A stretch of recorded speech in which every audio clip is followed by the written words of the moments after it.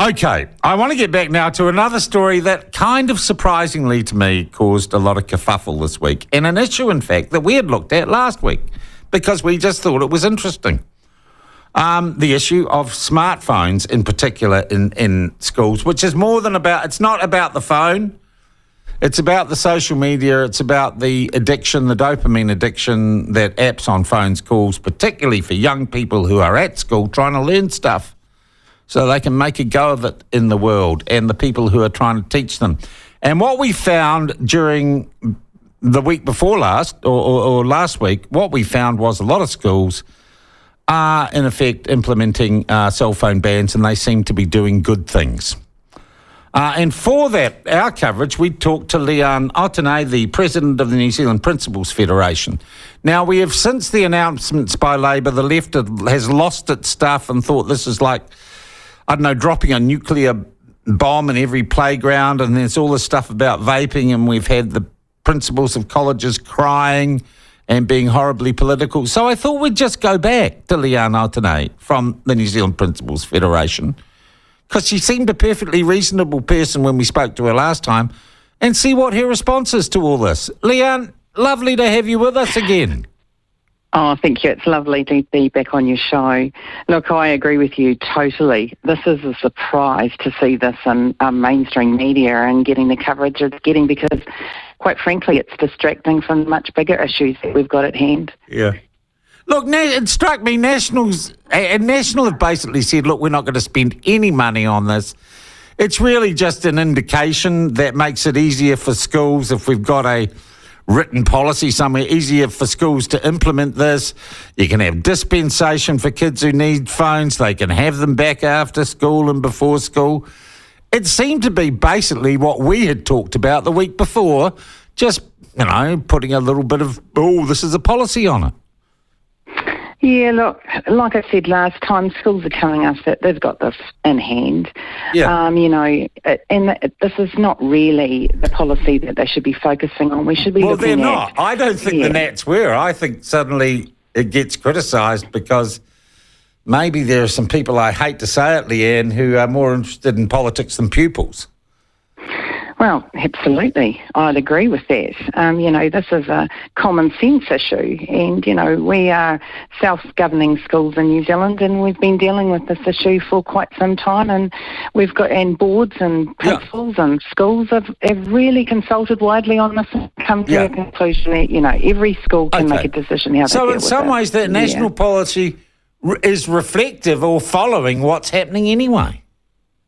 Yeah, it's distracting. That's one thing I'll agree with Christopher Luxon. It's an absolute distraction from the bigger issues. Yeah. All right, what are the bigger issues then? Because you got the pay disagreements out the way, that's settled, which is fantastic. Yeah.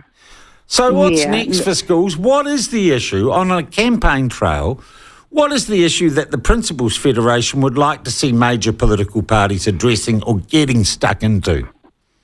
Look, the real crisis is the need to focus on supporting schools with large and growing numbers of students with multiple needs, needing support.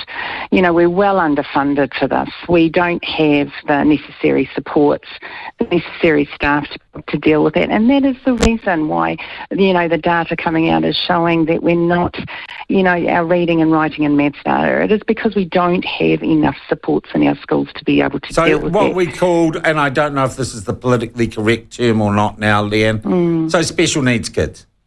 Yeah, but it's more than special needs. I mean, we've got multiple needs in our schools, from, behaviour, growing behaviour concerns, to right through to learning. And, there's large numbers of these kids in our schools, and we need support for them. So that's the first issue. The other issue is our teacher supply, and we need to be focusing on our domestic supply. And I'm hearing a lot about what we're doing to encourage teachers to come from other countries to come to New Zealand. But look, so is every other country. And quite frankly, we'd be down the bottom of the list in terms of, the conditions that we are providing for our teachers. This is an honourable profession, and we need to raise the status of our teachers and our principals and stop blaming them for everything that's wrong with education. We need to start saying this is a great profession to get into, and we have got the future of our hands our kids Will in the our pay hands. deal help that, though, because that makes it financially more attractive, doesn't it? Yeah, look, I'm not a union. We're a professional association, but certainly that is going to help. But it's really around the supports that are put in place for teachers. It's just about kids. Yeah. This is about our young people. So we need to be focused on those policies that are going to support them in the classroom and support the teachers to be able to deliver the quality education we already have, but we need to make sure the supports are there. Yeah. Hey, Leanne, that is so good. Thank you very much for calming it all down. Oh, great. I hope so. I want this distraction to go away and, I invite all the political parties to talk to us about the bigger issues. Let's talk about them. Good on you. Thank you very much indeed for your time. Leanne Otene from the Principals Federation. She didn't cry. She didn't say, National are killing people. She said, hey, Nick, let's get on. We kind of got that. We've got the phone things covered. Let's get into special needs kids. Interesting, and logical, and non-emotional, and non-political, unlike all the coverage in stuff.